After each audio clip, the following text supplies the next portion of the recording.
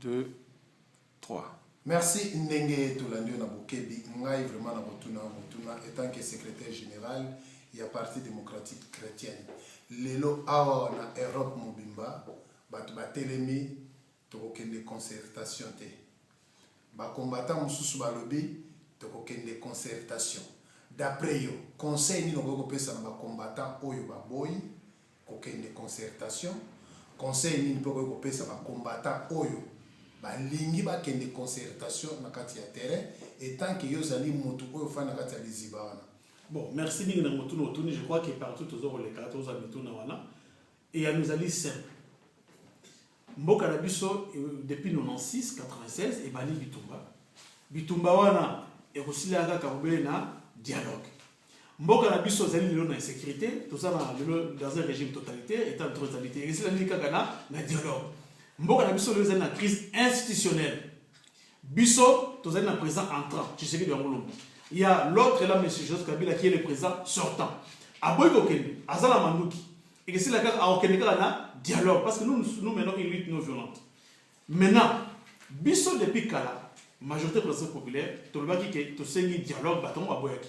Comme le monde qui cédé, la pression populaire, et c'est l'interne, et c'est l'externe, banimi dialogue, bagayi na dit ça va signer accord cadre. Et l'obéni d'accord cadre.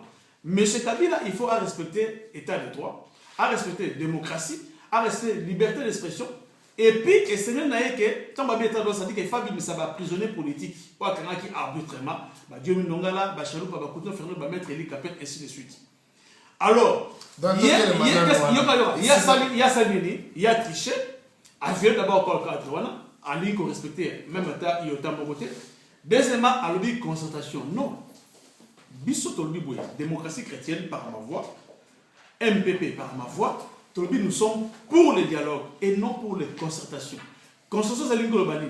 Nazana problème na voisin na ngai, na eko kuta na nana ndeko na bi chef de quartier, to eko tu na yo conseil, olobi nini. Non, tout ça ma conseil te, ça mboka za en guerre.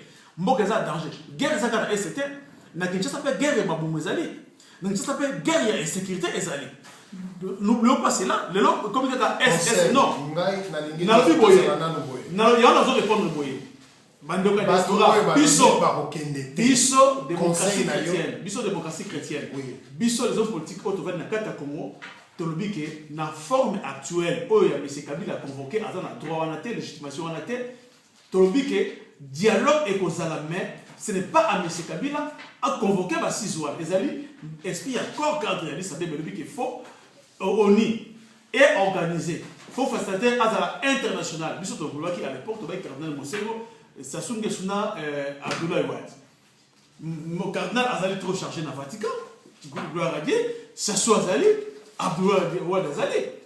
Parce que les lois, Bobby qui est diaspora est-ce que si va démilitariser la Kinshasa? Non. Diaspora garantie pour sa diaspora. Tout ça, est la diaspora. Est-ce que garantie sécurité les alliés? Exact. MONUSCO, il faut sécuriser Batouna. Il faut passer la haute au de la démilitarisation avec la Kinshasa. Pourtant, Batouna, mais est-ce que je malade pour l'interrogation? Si quoi, on a un problème dans les alliés. Conseil Nini. Oui, je vais commencer à la sur la 3W radio-télévision Lissolo. Donc, comme il y a deux phases où tous les gens qui non, bande comme sous ma combattant, ma lobby que non, bakokende te. Ba misusu ba lobby bakokende. Tolingi toyeba. Yo muto lobby que non, motuna na biso c'est une place à secrétaire général il y a Parti démocratique chrétien, yé afin na kati ya liziba. Na biso to lito tout mais tout ça na besoin pour couper ça biso conseil. Bande ko balingi te voilà conseil na bino yango. Oyo bozo kende, ngana afin na liziba wana tala banzele za la boy banzele za la boy. Motuna na biso otolingi vraiment toyeba yango wana prêt tuna motuna na biso otoko kama ndeko DSP na pesio matoni na uti koloba boye mboka na biso ezali la crise institutionnelle esengi faut ko solola pona ko sa crise donc ba combattant ba kende nazoya okoyoki nga malamu te na lobike avant ba combattant ba yale de Kinshasa il faut ba démilitariser la Kinshasa papa bino ko na poto awa ba information mingi ezo chapé bino Kinshasa ali na insécurité. Chaque jour, il va traquer partout. Le long, moi, na poto aye, attends ça combattant, soka wa bonka alasi mkana na poto. Na reprend dire il a des gros soucis. Ander a télémélier, 16 télémélier. Policiers ça dans la niche ça bika mutuma apota la veli kasamu telebo aye. Donc comme derrière le biboyeke, il faut MONUSCO ce qui dialogue avec la niche ça. La dialogue inclusif ce que dans la niche ça, n'est que plus le 6 janvier, tu peux ça qui proposition la mission dialogue autant là-bas site MPP au Monango. Tu vois qu'il faut diaspora azala naba garantie sécuritaire. Et là on a bossé à moi. Nous sommes prêts, nous sommes pour que la diaspora baille à Kinshasa parce que beaucoup de mingi. Il faut bailler à Kinshasa, boya to solo parce que il faut que la diaspora congolaise au bazon laisse aller au Kinshasa. Oh le lo bazon simi économie ya Kinshasa baya na bassise nationale. Mais à une seule condition, il faut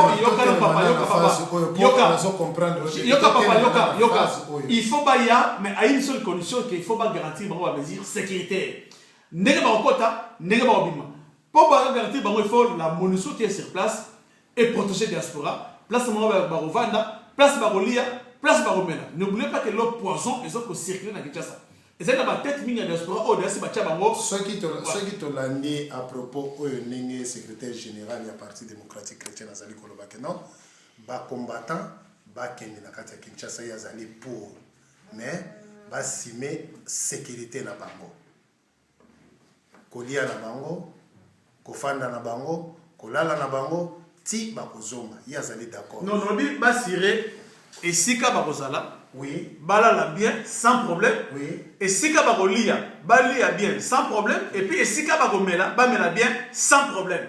Papa, et là, on a foboché à de diaspora, et puis, nous sommes que concertation, démocratie chrétienne, IDPS, majorité par exemple populaire, tous en concertation, ça ne nous concerne pas. Nous, c'est le dialogue inclusif qui ne sera pas convoqué par M. Kabila, mais par l'ONU. Donc, l'autre dit à moi. Si tu as des bateaux, tu as deux personnes parce que ils ont quand même dans le Parti démocratique chrétien. Au lieu de la poto, à la France, ils sont à côté. Il y a des bateaux qui sont non.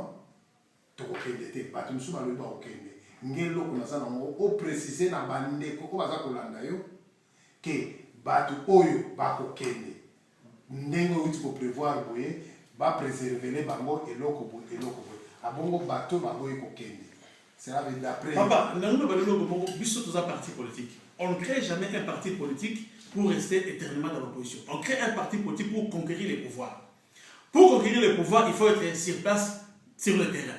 Et là, il faut être d'accord. Deuxième chose, vous êtes des combattants, vous avez la diaspora. Pour ça, il faut, dans la système bien, il faut que vous ayez une garantie sécuritaire. Kinshasa ezali le lobo et keba. Keba, papa. Bon, je vous confirme que notre baka que nous a violé. À ça, après coup d'état.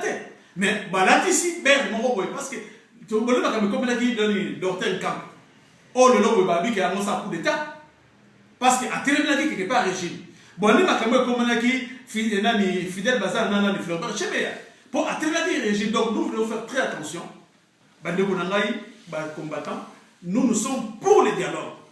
La démocratie chrétienne, la MPP, tout ce qui est combattant, Boya na Kinshasa, Boya, Boba na Tebosa na courage, mais il vous faut des garanties sécuritaires. Et là, on conseille la vie tozolanda yo vraiment bandeko bolanda vraiment na bokebi oyo azali moto oyo bino boyebi secrétaire général ya parti démocratique chrétien alobi ke non bacombatant baya sikoyo tokomi na troisième problème oyo ezali korégner awa na kati na diaspora bacombatant oyo bakokende cela veut dire baza bakolabo balégitimer soit disant ke oyo tozali kobenga ke non président qui est en place Joseph Kabila alors d'après yo baoyo bakokende vraiment na profiter mingi na eloko lobi wana na tirer attention ya bandeko na ngai ba congolais ya diaspora diabolisation ekoti mingi na milieu ya diaspora diabolisation na ebeni distraction au moins na mutu ali a contribuer d'une manière ou d'une autre ba benga collabo congolais aza collaborateur té aza collaborateur. Il faut tout le monde à s'impliquer d'une manière ou d'une autre Moi, j'encourage mes frères de la diaspora congolaise. Baïa na Kinshasa. Si on a Kinshasa, il peut s'habiller au poids. Il peut s'habiller au 1+. Bis on a Kinshasa, tu vas collaborer. Si tu as Kinshasa, collaborer. Tout ça va nous récupérer parce que tu vas collaborer. Il faut boire la Kinshasa pour tout le monde ensemble. Bâtons sur la moule. Yoka. Bâtons sur la moule que tu es et tout ça est bien Kinshasa. Sur le nom X. Y, Z, va télémi, va roubar. Ça va périr. Bon, on a tellement de minduki, les pites, on a armé, on a police. Nous avons des coulouna, ça va minduki. Ce sont des hommes armés. Ce ne sont pas des policiers formés ni des militaires formés. Ce sont des femmes. Tant les armés, les armés n'y a pas longtemps. Maintenant, les bases parce que nous avons recruté des femmes à patron. C'est comme ça. Mais ce sont des femmes. Ce sont des femmes. Merci. Mabanzi, ceux qui sont là, bien, est-ce que le président, M. Etienne Tshisekedi Wamulumba, a lobby pour la concertation, n'engo lobby que beaucoup kende. Nagati olandinga madame tenabi que biso tous na kati ya esprit ya respect ya esprit ya accord cadre ya 10 abeba. Tolobi boyeke biso. Ce n'est pas à M. Kabila de convoquer les dialogues inclusifs. Je ne parle pas de concertation, papa. Je parle du dialogue national inclusif. Où diaspora Agoya, majorité présidentielle populaire, il y a Tshisekedi Bakoya, ou ma ex-majorité, il y a Kabila Bakoya. Pour traiter question de la légitimité, il y a besoin de l'Ambo-Kalabiso. D'autres questions, il y a sécurité, insécurité, d'autres questions, il y a guerre de l'Est. Guerre de l'Est, il y a Kinshasa, Balingité Sila. Parce que les autres, c'est vraiment le Gabolien. Soit ils vont te. Quand on a le monde qui va abîmer, ils ont autour de la champignon. Bon, la guerre de l'Est. Bah, tout le monde peut le bazaki hier. Le commune à Kinshasa, parce que bon, la guerre de l'Est. CNDP, M23. Bazana, 3 députés à Kinshasa, bah, quand on va pour l'année. Merci. Ceux qui vraiment bandeko, vous êtes surtout comme vraiment dans ce capot, Tolingi vraiment toujours essentiel. Autre quoi, le secrétaire général du Parti démocratique chrétien, mot de la fin. Mot de la fin, la diaspora, merci Mingi na bitumba bozo komene, votre lutte est noble, notre lutte est noble. Na bandeli boyeke, biso to lobaki dialogue national inclusif et non concertation. Et ce n'est pas M. Kabila de convoquer ceci là. Na bandeli boyeto, nous encourageons la diaspora congolaise. Baya na Kinshasa, Babunda na Kinshasa, et le monde a biso, tous à la ébélé. L'union fait la force. Pour neutraliser l'ennemi. Boya na Kinshasa, Boba de l'Ogo Morote, mais il faut MONUSCO qui est sur place à garantir Bino. Il faut qu'il y ait un dialogue inclusif. Merci, Bandeko, Oebolandi Biso na Pokomadelo, Motuna Moto, Abenda, Lito Inae, Oyayoki Mokomadelo. Biso, tous allez toujours à Bapanzi Sango, Tokendara partout pour na Koyoka, Ndeto Informa Rabino. Et ça là qui toujours Yabino DSV Diana sur le photo de vous pertal, Nde Tokutani toujours à suivre. Bye bye.